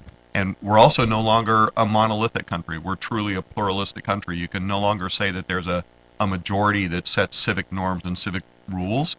And so it feels like we've gone from being that country that we were 100 years ago to this new place. And I think that this reinvention is literally about the fact that we're not who we used to be. We live our lives in completely different ways. We have different sets of expectations. And I actually think my only worry about how I describe the shift is that I might have under-described it, because I think it's going to be huge. Can I just add one please. thing? Yeah. Well, the staff members that I've worked with haven't been quite as blunt as the person that Chris described, but it was always kind of rumbling there under the surface, you know, this tension between our education and our expertise and what happens in the political decision-making process. But here's the thing. While there's a vitally important role for the analytics in public decision-making, and that is what staff is supposed to bring to the table, the most important decisions that communities make when the day is all over are about values. And when it comes to values, you know, we don't have a degree in values. That's something in a democracy that gets worked out through the democratic political process, and other considerations get into the mix. So when you have the usual public hearing format, then you get a parade of people coming up telling you what their values are. I think what's being advocated here today is maybe a healthier way going forward is to get people around a table where they share their values and maybe even find common ground before decisions are made that, as Pete likes to say, stick for the long haul, more so than, you know, decisions getting jammed through by staff. And just one quick thing about this issue of data. It's not to say that data and analytics don't matter. That's exactly right. But it's like when I went to the Kennedy School of Government, those many years ago, and people talked about data-driven decision-making, and that doesn't work in this world. And so now people talk about data-informed decision-making. The data still needs to be there. You still need to know what's going on. But in the end, the watchword for successful civic activity around this country is exactly what you just said. It's about shared value solutions, and that people find shared value solutions that are data informed, and that is part of this new world. Good. Yes, Rick, let's go to our correspondent from Nonprofit Quarterly, or NPQ as it's known, and if we just have to wait for the microphone. Very good. Except I'm not going to use my Nonprofit Quarterly, guys. I'll use my fact that I was a city planning graduate of the University of Pennsylvania 40 years ago. And also I was a senior director in Jersey City, New Jersey, another happy community. Most people I've served in government with may have other residences right now. But I want to raise two questions, or actually a related question, really. And Ken, I think you got to it with your third bullet there about active advocacy groups, nonprofits, and clubs. And Chris, you raised the issue of curators, guides, and intermediaries. If you think about the way cities really operate, Jersey City was obviously 250,000 people when I was there. New York City is many times larger than that. Both the amount of information that is flowing through a community to deal with the city budget in New York, for example, we used to do budget trainings as citizens, and the budget is massively large. I mean, it's a huge document. Beyond that, there are multiple processes. I mean, In Jersey City, we had not only the budget, the city budget, we had the community development block grant budget, which was an exciting proposition of professional citizens looking for their grants, and many other kinds of things. And plus, you have the dynamic of private capital flowing through municipalities. If you look here in Manhattan, you look across the river, Jersey City, that was a whole development area on the waterfront that was developed during my administration, and that was a whole nother complex process of how do you actually involve citizens. So I'm curious to have you talk about how you deal with these issues, not as a synoptic, here's the municipal budget for one community and that's the process, but there are multiple processes that are very complex and very nested, number one. And number two, the discussion until, Chris, you made the point about curators, and Ken, you made the point about advocacy groups, the discussion has been mostly about citizens at the table as opposed to the civic infrastructure that makes that kind of dynamic work. Could you discuss how you deal with that kind of complexity on one side in building the civic infrastructure that seems to be important, and Ken, as part of your analysis, was missing in Bell? Yeah. How do you build that civic infrastructure so you make this a process that can be continued as opposed to synoptically raised and lowered as things occur? Well, I'd say that we've tipped over in this country, and that there's no longer a constituency to have a public sector that is large enough, powerful enough, and wealthy enough to unilaterally solve society's problems. And Democrats and Republicans generally agree with that. And so that another part of this new world and this new edge will have to be that the public agenda will be jointly held, and that we can no longer say to government, it's your job to solve problems, make things better, get things done. And if you actually look at the best communities in this country, the ones where people are really creative and innovative about how they get things done, they don't talk about their municipal budget. They talk about what the city has, what the county has, what they can raise from the feds, what local philanthropy does, what businesses can do, what schools can do, what churches can do. Literally, it's this sort of collective emptying of the pockets on the table, and to say, here's how I can help, here's how I can help, here's how I can help. And I think that's going to be the new world, that when we talk about public money and sort of the public good, that it'll be a more complex conversation where there will be this collective ownership of that new world. And then just a quick piece about, you couldn't be more correct about the issue of civic infrastructure. It's literally, it will be about the social capital that exists in communities with stronger levels of social capital, communities with stronger levels of relationship. In fact, there's somebody here from the National Conference on Citizenship here today, and they've done a recent report that basically said that places where people feel a deeper sense of community connection and belonging are places that actually perform better economically. The Knight Foundation has produced similar data that we're starting to recognize that places where people have deeper and more meaningful relationships across sectors and across organizations and across neighborhoods are places that are going to prosper in this new world, and that I think we're going to move very far away from sort of a world where people can point their finger at government and simply say, how come you're not doing your job better? I think it's hard to imagine that conversation will take place 10 years from now.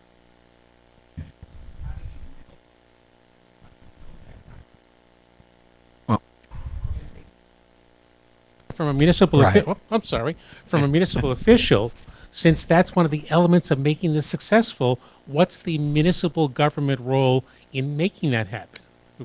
I think the role is to give citizens opportunities to be successful in their interaction with their local government, so that they feel like involvement matters, and if involvement doesn't matter at all and you continually get pushed away, then you're going to give up.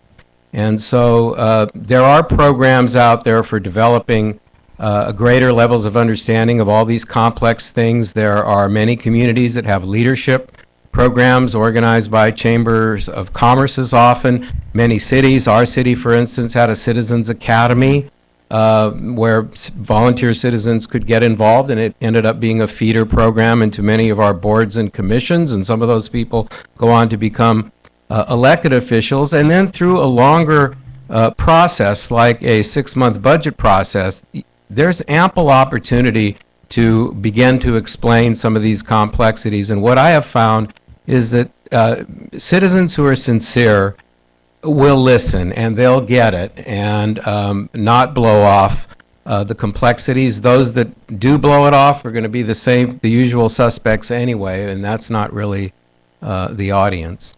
Yeah, what I heard you say, Anna Maria, was in a way you referred to your high school classmates as being a kind of a natural group that rallied around you, and I wonder if in a way, in a peculiar, it's not your typical civic group, former classmates of an assembly person.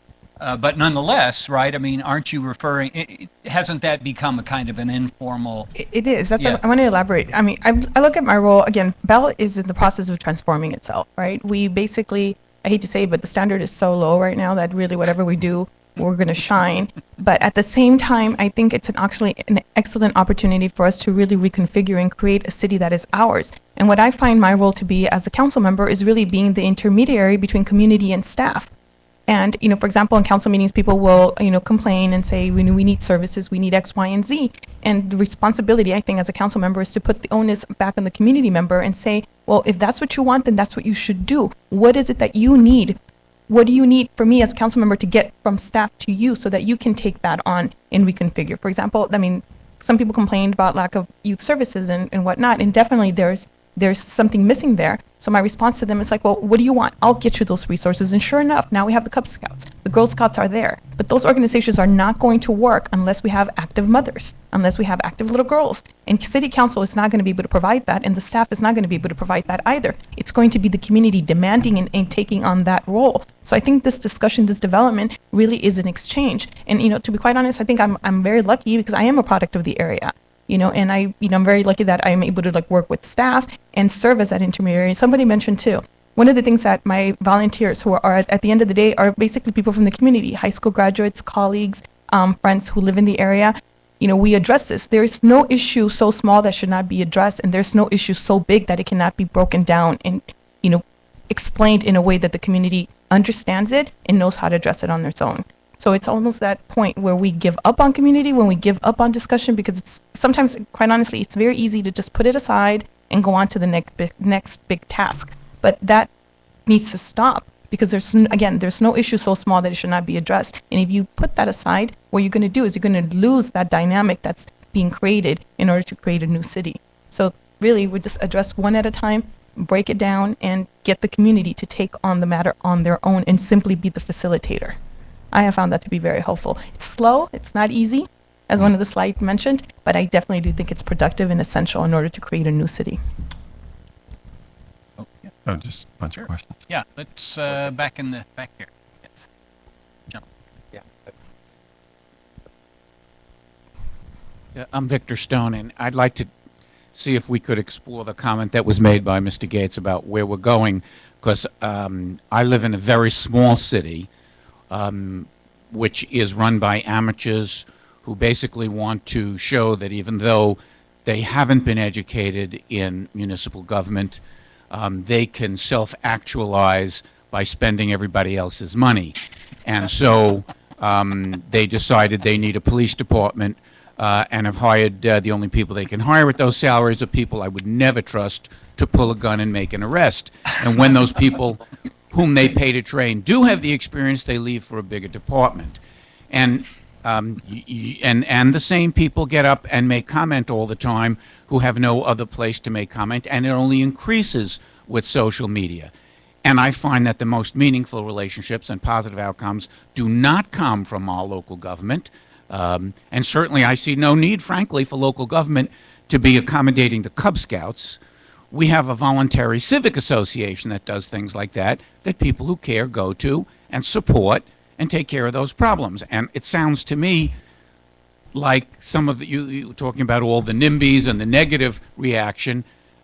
Is there some thought that we do have state government and we have representatives to state government, and that most of these concerns, including unless you don't have county police, we have county police we excluded from our town. Now they don't come. We started to take over paving our own roads. To me, it's the non-professionals who couldn't get hired to do something important in their life, and now they're happy. They're the ones, as you say, nobody wants to come forward to give the time. they're, self-actualizing by stroking their own egos and talking forever at the local meetings that nobody wants to go to or even watch on cable TV. And so one of the questions I have is, like maybe student government or model UNs that don't work any better than the real UN, or even when people look at our federal government that's deadlocked, is anybody saying, wait a second, at some level, you don't need city government. At some level, you're overdoing this thing.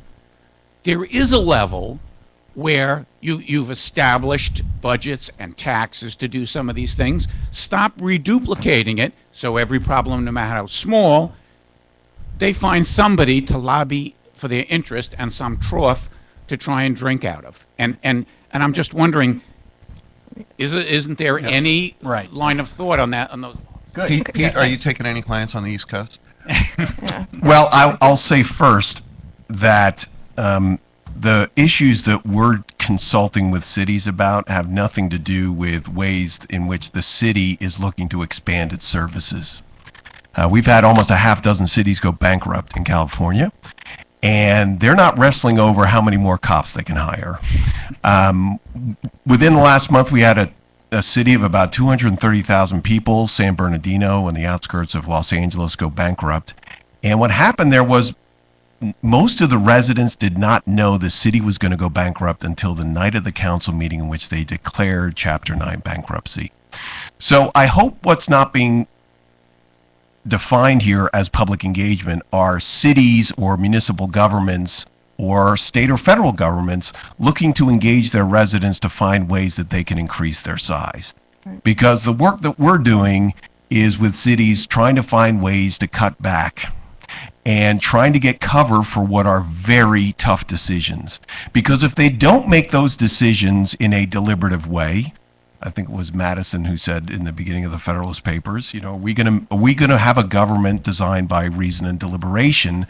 What's happened in San Bernardino now is they've slashed their police department by over a third. In the city of Vallejo, a city of about 100,000 people, they've also gone bankrupt. They've slashed their police department.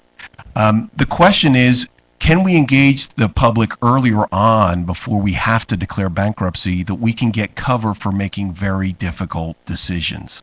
So there may be governments out there that have too much money and they're just trying to engage their residents about how can we spend all this money? This is just the greatest thing. No, they're trying to say, we used to be at $100 million budget. What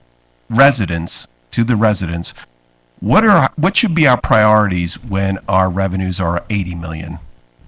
And that really, again, never letting a crisis go to waste is much more the work that we're doing is trying to engage residents in a point of crisis. And just clarification, the city of Bell has not taken on any initiatives in terms of creating the civic organizations. But like I stated earlier, in light of the crisis that happened in Bell, I think the council members have served as an intermediary. So it's natural that the community members will come to us and ask for explanations. Why is it that you're not doing X, Y, and Z? And I just mentioned that example in terms of youth programs, precisely because our city also is financially strapped. We don't have resources. So what we're doing is we're putting that, again, that onus, that participation, and shifting it to the community members to create organizations like Rotary, Kiwanis, Girl Scouts, Boy Scouts. That is not funded by the city, but that only exists because the community is taking on that initiative on their own. Again, Bell is where we're building ourselves. So I see it as a duty, not just as a council member, but as a resident of the community. If I have an answer, why not provide it and build the city together? So the hope ultimately would be, and we say it all the time, we want it too. How can we do it together? And how can we do it in such a way that it eliminates responsibility from the city? Because at the end of the day, I personally feel very strongly that a city should govern and should rule on its own regardless of who the 5 elected council members are. You create an infrastructure that allows for the everyday functioning. And what changes basically is a policy decision that's enacted, right? And that's also reflected in the community provided to the council members. So that's the thing. Always necessary. Should we let some of these cities go bankrupt? Should we disestablish some of them? Or if they're going to remain, get rid of the county government or the state government that's doing the same thing? Yeah, I think the question is, who's the we when we say, should we let these cities go bankrupt? It could be it's very comfortable to say, well, we should just let Bell go bankrupt. Well, maybe the residents of Bell have a different I was gonna say, perception. I think it's the community that decides. And what we're seeing in a lot of these cities, I happen to be a huge fan of devolution, right? If we're going to say that we should just let some of these cities go bankrupt, one of the prescriptions that was laid out for Bell was to amalgamate it with 3 or 4 other Los Angeles cities into kind of a mega municipality of South Los Angeles, which could have been a couple million people. And if you want to talk about a scaled up bureaucracy, just think through what that looks like compared to what is now happening in Bell, which is much more focused and customized with what's going on there locally. I think the question is, if we are going to let these cities go bankrupt, what is the process? And I just remembered, is it going to be by accident or force that we're going to let these cities go bankrupt? Or is there going to be some deliberative process by which we say, you know what, we just can't do it anymore in the city municipal structure that we have, and we have to do some sort of different thing. But I think it's really much more the process by which that decision can be made, rather than just saying, you know, that just needs to happen. What you were saying, Anna Maria, I think is pertinent. What you're saying to citizens is, you know, yes, we want these kinds of youth programs, but here are some possibilities that parents themselves can organize without civic support, without, you know, adding to the budget and so forth and so on. Groups that are, incidentally, fairly well lodged in and described by the literature of American political thought. Alexis de Tocqueville. We can't go for a full session at the Bradley Center without mentioning Alexis de Tocqueville. But this is, of course, you know, the glory of American civil society is that indeed we can organize outside government. And I gather what you're saying, and going to Pete's comment, is that Bell has a sense of community, right? That it wishes to give to which it wishes to give expression, and it will, you know, it wants to find some institutional form for saying that, and that sort of is very much part of the Tocquevillian understanding of what we can do in this country. So, yeah. Yes, please, right here. It seems that what's happening in Bell and other small communities that are involving themselves in the governance of their own community, it really goes back 400 years in America. It's really the New England town meeting, Right. in which they conduct the basic business. And that's a great model, and I'm delighted it's being adopted. Can it work when you get over, you know, 6-figure populations? Yeah, good question. In other words, does Tocqueville still apply? But bear in mind, right, this is a town of 40,000. Right. Yeah, but actually, I do believe that it can work at a larger scale. And I'll give you another example that actually happened in the city of Bell. LAUSD is the largest, second largest school district in the nation. And early on in January, they decided to eliminate the adult education program. And that had dire consequences for the city of Bell for 2 reasons. One, we're part of LAUSD. 2, my community is an immigrant community. And 3, who relies very heavily on this type of instruction. And then 3, there was an adult education facility that was in Bell that was funded by federal bond proceeds under the condition that adult education classes be held there. So when I found out in January that adult ed was eliminating the program in its entirety, I went to LAUSD and said, hey, what's going to happen to this building? You know, in addition, that building was in the middle of 2 properties that belong to the city of Bell with redevelopment going under. It's like, what are you doing to us? You know, we're losing, Rizzo took our coffers and now you're taking the ability for us to do this. So what I did, and what the community of Bell did, because the council decided unanimously to file a resolution and take on this active role, is to educate the larger community, not just Bell, which is 40,000 people and 2.5 square miles, but all of LAUSD, and say this should not happen to us and it should not happen to the program that serves so many. So exactly the same model: town hall meetings, information, live streaming, disseminating a series of instructional town hall forums took place all around LAUSD. All around, yeah, exactly. Further than LAUSD, because LAUSD serves other cities, all around the area to educate the community of what these implications meant, larger hall. So for 6 months, we lobbied, and LAUSD saved the program. I mean, they did not fund it in its entirety, but now, you know, we're taking it on. But together, exact same model, just applied at a larger scale. So I'm convinced that it does take place. Really, at the end of the day, LAUSD decided to save that program. Why? Because the community demanded that it be restored. The community made it very clear those were essential services that we needed. You know, Bell took on an active role because the property was sitting in our boundaries. And second, the services that adult ed provides are essential. They're not just classes, they're citizenship classes, they're English classes. My community is approximately 98% immigrant, Mexican descent, and the Lebanese community. So without those programs, I mean, how are we supposed to rebuild ourselves? Can I just offer a little bit different perspective in that? Let me, before Yeah. you get, why don't we make Okay. this our sort of wrap-up comments as well? And I think this is actually a very good question to sort of, to do that, because the question of scale is extremely important. Because constantly what you hear is, you know, this notion of local community running its own affairs is a kind of a nostalgia for the past that, Right. you know, that went out with the Pilgrims, and now it's, you know, a different time, a different place. And so anyway, yeah. I guess my closing comment would be a theory that I have, and that is that we are still very tribal in our orientation. And so what we're struggling with so much in government is, you know, what's the best way to organize and manage our tribes and make the decisions as a group that we can't make for ourselves. And part of the tribal decision is defining what your tribe is and how big it is. And you're absolutely right. There can be cities that are completely contiguous that still see themselves as having distinct identities, and that's a choice for the members of that tribe to decide. I wouldn't say, though, that the model going forward is back to the town hall meeting. I don't think that's what the model is really about. And I think in every process that Pete's involved in the communities that I've worked in, there still comes a point where there needs to be a handoff to the elected officials to make final decisions. And what we're talking about, though, is recalibrating when that point is and the processes that go on before you get there. I would just say that we view public engagement as a municipal leadership skill. And to the question of scalability, and this is something that Anna Maria touched on before, there are always ways of breaking those things down. So there are council districts within larger cities. There are neighborhood councils, even in Los Angeles, in a way of kind of bringing some granularity to what's happening more locally. But I would also say, and this is somewhat of a caution, that while it's a leadership skill, it's not something that we say at the Davenport Institute can be applied to every single problem. There still are the vast majority of municipal and government public sector problems are going to be solved by people that have been trained and or elected to make those decisions.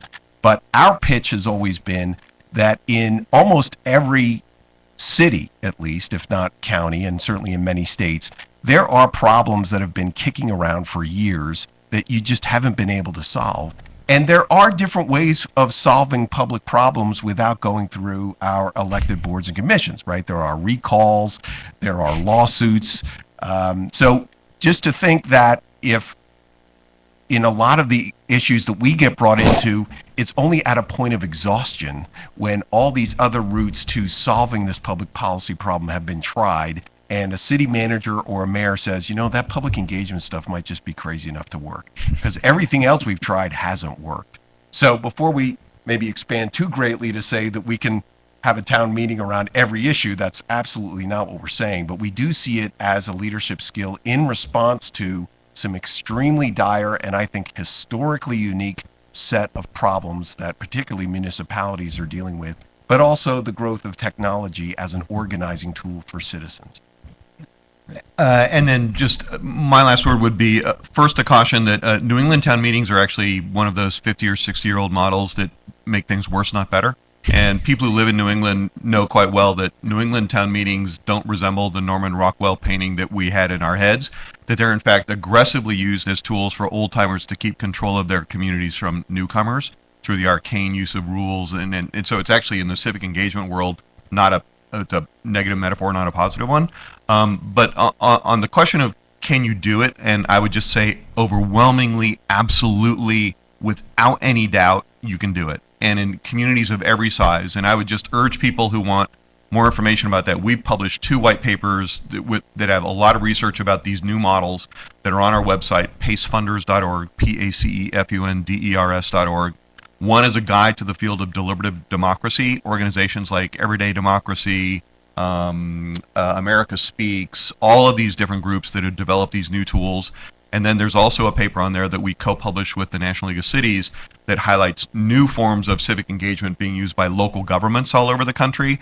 And both the Guide to the Field of Deliberative Democracy and this piece that we did with the League of Cities on new forms of engagement being used by local governments provide chapter and verse about both the tools and really compelling examples that if you're sort of willing to jump and try some of these new things, that it's amazing how well they can work. Great. Well, yeah, yes, please. But it has to be very quick because we're closing out. First of all, I just want to say to Anna Maria, there's a school called the Bell Multicultural School, which if you're visiting D.C., it'd be a great place for you to go because it's very multidimensional and multicultural. I think you'd really appreciate the facility up there. My name's Todd Wiggins. I'm a citizen here in D.C. One question I had was about the criminal repercussions of some of the things that you talked about. Were there any criminal repercussions? Put that in a context. We just had 2 council members here that have been indicted. One has been charged and has been incarcerated over repurposing money. We have a mayor that's under charges right now. So did you come across anything like that, and was there any criminal repercussions in some of the experiences that you've had? Oh, yeah. I mean, the DA has filed a lawsuit against what's now publicized as the Bell 8. So a trial is set forth for next year. City Attorney General was also involved and filed a lawsuit against these individuals, and the city included the city of Bell as a participant in that claim. Bell has been heavily sued. I mean, we have made headlines because individuals are actually suing the city of Bell for severance packages and benefits and whatnot. So we are fraught with litigation.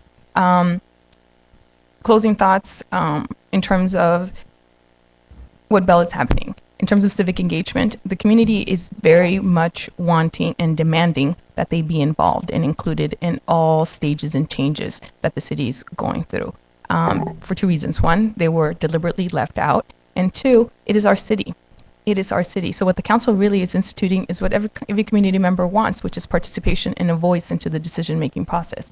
Final thoughts, stay tuned to Bell. I mean, we were definitely hard hit. It was something that we did not expect to happen, but I do think that it created the opportunity to creating a new form of government in which the community actually is dictating what's taking place in City Hall.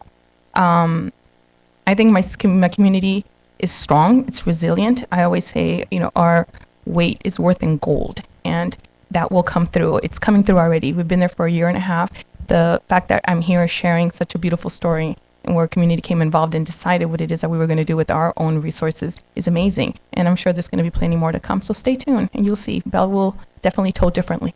Great. Thanks so Thank you. much I'll try not to say for that. our panel. Let's give our panel